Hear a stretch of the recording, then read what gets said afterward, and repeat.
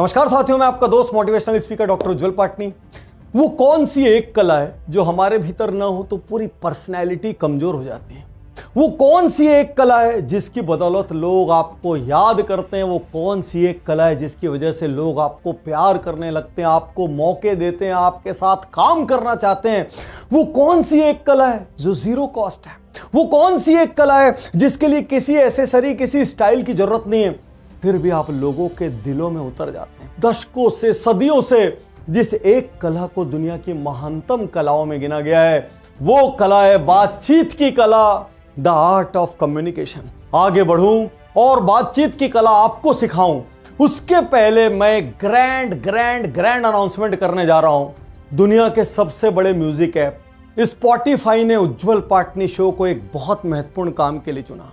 काम क्या? दुनिया भर में फैले करोड़ों भारतीयों को जीवन जीने की कला सिखाना, व्यापार की कला सिखाना, करियर की कला सिखाना, रिलेशनशिप्स की कला सिखाना। अब हर हफ्ते 48 आवर्स पहले उज्जवल पाटनी शो एक्सक्लूसिवली स्पॉटिफाई पर अवेलेबल होगा। और एक बात आपसे कहूं, ऑडियो सुनने का अपना मजा है, क्योंकि आप ट्रैवल कर रहे हैं, कहीं वेटिंग में बैठे हुए हैं, सुबह सुबह जॉगिंग कर रहे हैं, ट्रेडमिल में हैं, कान पर लगा लीजिए और मजे से एक इमर्सिव ऑडियो का आनंद लीजिए। ऑडियो कब सबकॉन्शियस माइंड में उतरेगा पता ही नहीं चलेगा। यदि अब तक आपने स्पॉटिफाई ऐप डाउनलोड नहीं किया है तो तुरंत स्पॉटिफाई ऐप डाउनलोड करें और हर हफ्ते तैयार हो जाएं 48 आवर्स पहले उज्जवल पाटनी शो स्पॉटिफाई पर सुनने के लिए। और अब मैं शुरू करने चाह रहा हूं बातचीत के वो 5 नियम जो आधुनिक हैं, जो आपको करियर में काम आएंगे, परिवार में काम आएंगे, समाज में काम आएंगे, लेकिन ईमानदारी की जरूरत होगी। जब मैं नियम बताऊंगा, आपको अपने आप से पूछना है, क्या मैं वाकई ये गड़बड़ी कर रहा हूं? और आपको कॉन्शियस होकर अपने आप को सुधार के लिए तैयार करना पड़ेगा। इवन अपने 1-2 नियर डियर को बता के रखना पड़ेगा कि जब भी मैं ये गलती करूं प्लीज मुझे रिमाइंड कर देना। जब आप किसी से बात करें तो बॉडी लैंग्वेज के इस नियम को जरूर ध्यान में रखें। सालों से हिंदुस्तान के बड़े बड़े लोगों को मैं बॉडी लैंग्वेज सिखा रहा हूं। मैं उनको सिखाता हूं नाक में उंगली रखने का क्या मतलब है, ऐसे उंगली रखने का क्या मतलब है, आंख खुजालने का क्या मतलब है, हाथ ऐसे गया तो क्या मतलब है, ऐसा गया तो क्या मतलब है। आज आपको बातचीत का एक नियम सिखा रहा हूं। जब आप किसी से बात करें और यदि सामने वाले अपने हाथ बांध लें या हाथ बांध के बातचीत कर रहा है तो याद रखिए, आपकी बातचीत प्रभाव नहीं छोड़ेगी। हो सकता है वो आपको रजिस्ट कर रहा हो सकता है वो आपकी बात पर ध्यान ना दे रहा हो सकता है वो आपसे सहमत ना हो सकता है कि इस वक्त उसका दिमाग इधर उधर भटक रहा हो। तो यदि इस वक्त आप उससे कोई डील करना चाहेंगे, उससे कोई काम करवाना चाहेंगे, तो बहुत ज्यादा चांस है वो फेल हो जाए। हाँ, कहीं पर बहुत ठंड पड़ रही हो कड़ाके की और हाथ ऐसे बांध ले आदमी तो बात अलग है। अदरवाइज नॉर्मल कम्युनिकेशन में जब भी आप बात में इन्वॉल्व होते हैं तो आपके हाथ खुल जाते हैं, चेहरों पे मुस्कुराहट आ जाती है, शरीर आगे की ओर खिसक जाता है। इसलिए जब आप किसी से बात करें, यदि सामने वाले ने हाथ बांध कर रखे हों तो मान के चलना वो इन्वॉल्व नहीं है और आपको कैसे भी करके कुछ और ऐसे डायलॉग मारने पड़ेंगे, लगातार मुस्कुराते रहना पड़ेगा, अपने हाथों को ऐसे खोल के बात करना पड़ेगा जिससे सामने वाले के हाथ खुल जाएं। और जब ताला खुल जाएगा, ये ताला है, और जब ताला खुल जाएगा उसी वक्त आपकी बातें उसके अंदर प्रवेश करेगी। जब से पर्सनल स्पेस की बातचीत शुरू हुई, जब से लोग एक दूसरे के पर्सनल स्पेस का रिस्पेक्ट करते हैं, ज्यादा चिपक के बात नहीं करना, ज्यादा क्लोज नहीं जाना, जरा जरा सी बात पे मीटू हो जाता है, जरा जरा सी बात पर सेफ टच अनसेफ टच हो जाता है। इस दुनिया में यह जरूरी है कि जब आप दूसरों से बात करें, उनके शरीर को छू छू के बात नहीं करें। कई बार लोग बात करते करते हाथ पे हाथ लगाएंगे, कंधे पे हाथ लगाएंगे। सुनना यार, सुनना, एक बात बता रहा हूं, सुनना। एक बार लेक्चर में क्या हुआ, मेरे बाजू की चेयर पर एक सज्जन बैठे थे, वो बार बार यूं मेरे थाइस पे हाथ लगाएं, थाइस पे हाथ लगाएं। पाटनी साहब मजा आ गया, पाटनी साहब, पाटनी साहब। भरे प्रोग्राम में बाजू वाले ने 2-4 बार थाइस पे टैप क्या किया, पाटनी साहब का फ्यूज उड़ गया और अगले मिनट से वो इसी रिस्क में थे, फिर छुएगा क्या, फिर छुएगा क्या। तो आज आपसे कह दूं, छू छू के बात मत करिए। किसी दूसरे के घर जाते हैं, आज के जमाने में छोटे बच्चे से भी बात करते हैं, गाल खींच के ओ बेटा मत करिए। ये सेफ टच अनसेफ टच का जमाना आ चुका है।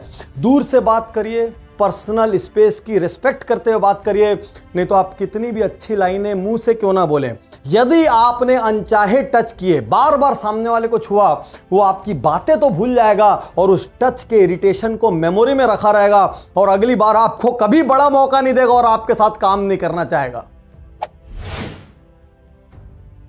कई लोग पहली मुलाकात में पर्सनल हो जाते हैं, मानो घर में घुस जाएंगे, जिंदगी में घुस जाएंगे, परिवार में घुस जाएंगे, व्यापार में घुस जाएंगे। कुछ दिन पहले मैं फ्लाइट में ट्रैवल कर रहा था। मेरे बाजू में एक अहमदाबाद के सज्जन थे, अच्छे बड़े बिजनेस ओनर थे। हमारा परिचय हुए हार्डली 1 मिनट हुआ होगा और उनका अगला सवाल मेरे पास आता है, पाटनी साहब आपका टर्नओवर क्या होगा? पाटनी साहब आपका एनुअल प्रॉफिट क्या होगा? भाई अभी मैं तेरे को ठीक से जानता नहीं, तुम्हारा नाम नहीं पता, तुम्हारे से कोई पास्ट रिश्ता नहीं है, तुम मेरा टर्नओवर प्रॉफिट पूछ रहे हो? कितना निजी सवाल है किसी के व्यापार का प्रॉफिट पूछना। कई बार लोग ऐसे ही घर के बारे में पूछ लेंगे, वाइफ के बारे में पूछ लेंगे, बच्चों के बारे में पूछ लेंगे। याद रखिए, जब तक संबंध वास्तविकता में निजी ना हो तब तक किसी के घर के अंदर मत घुसिए, किसी के परिवार के अंदर मत घुसिए। कोई बदतमीज आदमी हुआ तो बोल देगा क्या करना है वही तुमको है, क्यों जानना है तुमको ये सब। जब तक वास्तविकता में संबंध निजी ना हो, निजी सवाल ना पूछें। जैसे जैसे हम आधुनिक होते चले जा रहे हैं वैसे वैसे सबकी सेंसिटिविटी बढ़ गई है, वैसे वैसे लोग थोड़ी थोड़ी बात पे ऑब्जेक्ट करने लग गए हैं, वैसे लोग थोड़ी थोड़ी बातों पे राय बनाने लग गए हैं और जजमेंटल होने लग गए हैं। थोड़ी सी गलती से आपका एक नेगेटिव जजमेंट हो जाएगा। पहले रिश्तों को मैच्योर करिए, ट्रूली करीब जाइए और धीरे धीरे निजी जीवन में उतरिए। अक्सर लोगों को आप पाएंगे बात करते करते उनके मोबाइल पर नोटिफिकेशंस आते रहते हैं और वो हर 1-2 मिनट में मोबाइल यूं सामने देखते रहते हैं। सामने बातचीत में टेबल पर मोबाइल रख देंगे, कुछ वक्त सामने वाले की तरफ देखेंगे, फिर मोबाइल देखेंगे, सामने वाले की तरफ देखेंगे, फिर मोबाइल देखेंगे, उंगलियां मोबाइल पर खेलती रहेंगी। गलत है। इससे सामने वाले को यह संदेश जाता है कि आप उसको महत्व नहीं दे रहे, उसको यह संदेश जाता है कि आप फोकस्ड नहीं है। हो सकता है आपने पूरी बात सुनी हो लेकिन उसको यह मैसेज जाता है कि आपने शायद उसकी बात पर ध्यान नहीं दिया। यदि वास्तविकता में आपको कोई इंपॉर्टेंट कॉल, मैसेज, नोटिफिकेशन आने वाला है तो पहले से सामने वाले को बता दीजिए मेरा बीच में एक इंपॉर्टेंट मैसेज आएगा, हो सकता है मुझे 1-2 बार मोबाइल खोलना पड़े, प्लीज इसको माइंड मत कीजिएगा।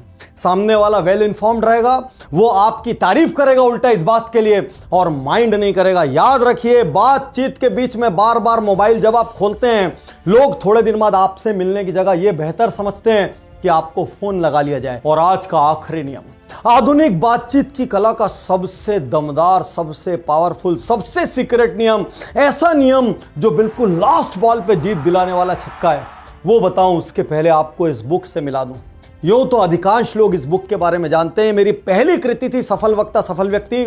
यदि आपको पब्लिक स्पीकिंग में मास्टरी करनी है, 10 के सामने बोलना है, 100 के सामने बोलना है, 1000 के सामने बोलना है, यदि आपको बातचीत की कला सीखनी है, यदि आपको एंकरिंग की कला सीखनी है, यदि आपको ग्रुप डिस्कशन सीखना है, कुछ भी सीखना हो, तो इंडियन इतिहास में पब्लिक स्पीकिंग पर सबसे ज्यादा बिकने वाली ये बुक है, सबसे ज्यादा भाषाओं में ट्रांसलेट हुई है। सफल वक्ता सफल व्यक्ति जरूर पढ़ें, एक एक करके। इसमें हर चीज का डेमो दिया गया, एग्जांपल दिया गया, एक एक चैप्टर पढ़ते जाए, प्रैक्टिस करते जाएं, एक एक चैप्टर पढ़ते जाए, प्रैक्टिस करते जाएं।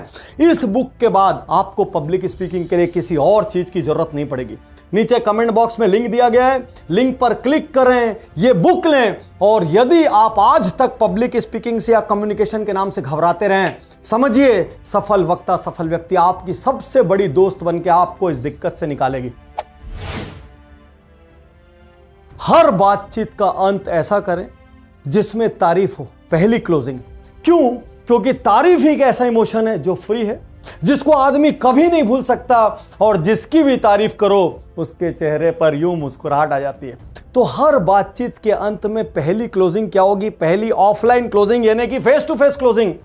आज आपसे मिलके मजा आ गया, मैंने आपके बारे में जैसा सुना था उससे ज्यादा आपको पाया। आज आपकी बात सुन के ऐसा लग रहा है घर जाऊं और सारी जिंदगी को रिस्टार्ट करूं। आज आपकी बात सुन के मेरे मन के बहुत सारे डाउट्स क्लियर हुए। आपके साथ 10 मिनट ही बिताया हूं, ऐसा लग रहा है 1 महीने की एनर्जी मिल गई।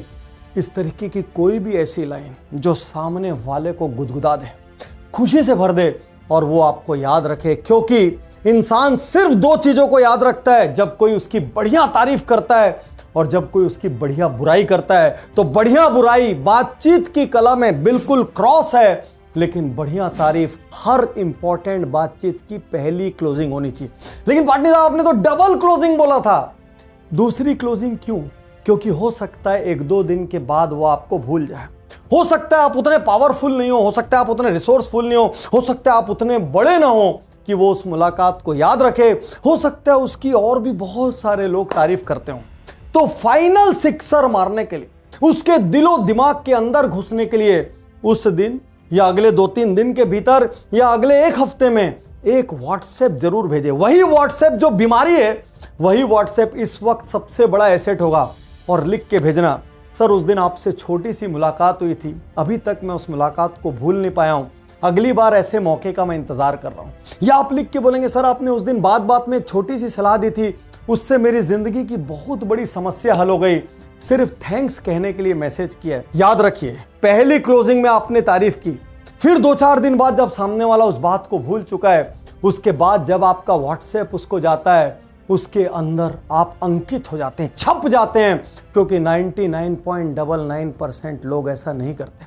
कोई आपको कह सकता है ये सब गलत है, ये सेल्फिश तरीका है, ऐसे रिलेशनशिप क्यों बिल्ड करना। आज मैं आपसे कहता हूं, अच्छे लोगों से रिलेशनशिप बिल्ड करने के लिए 1 बार नहीं 10 बार भी एफर्ट लेना पड़े कोई बुराई नहीं, 1 बार नहीं 10 बार तारीफ करना पड़े कोई बुराई नहीं है। हर अच्छी चीज की हम तारीफ करते हैं। ताजमहल आपके घर चल के नहीं आता, आप उसको देखने जाते हैं। अक्षरधाम आपके घर चल के नहीं आता, आप उसको देखने जाते हैं। ठीक इसी तरीके से यदि अच्छे दोस्त बनाना है, अच्छे रोल मॉडल बनाना है, अच्छे वेल विशर बनाना है, अच्छे आइकन बनाना है, आपको उनके तक चल के जाना पड़ेगा, आपको अपने एफर्ट्स डालने पड़ेंगे, आपको सामने वाले के दिल में उतरना पड़ेगा, आपको यह एहसास दिलाना पड़ेगा कि इस रिलेशनशिप में दोनों का फायदा, या तो दोनों को प्रेम मिलेगा, या तो दोनों को ट्रस्ट मिलेगा, या तो दोनों को सुकून मिलेगा, या कुछ अच्छे मोमेंट्स मिलेंगे। हो सकता है बिजनेस मिले ना मिले, लेकिन रिलेशनशिप बनाने के लिए एफर्ट करने में कोई बुराई नहीं है। यदि ये शो देखकर आपको ऐसा लगा हो कि आपकी बातचीत की कला इंप्रूव हो सकती है, तो उज्ज्वल पाटनी यूट्यूब चैनल पर बातचीत से जुड़े जितने वीडियोस हैं एक सीक्वेंस में देख डालिए। यदि आपको यह वीडियो या शो किसी के माध्यम से मिला हो तो तुरंत उज्ज्वल पाटनी यूट्यूब चैनल सब्सक्राइब करें। 400 से ज्यादा शानदार वीडियो आपका इंतजार कर रहे हैं। शुक्रिया, धन्यवाद।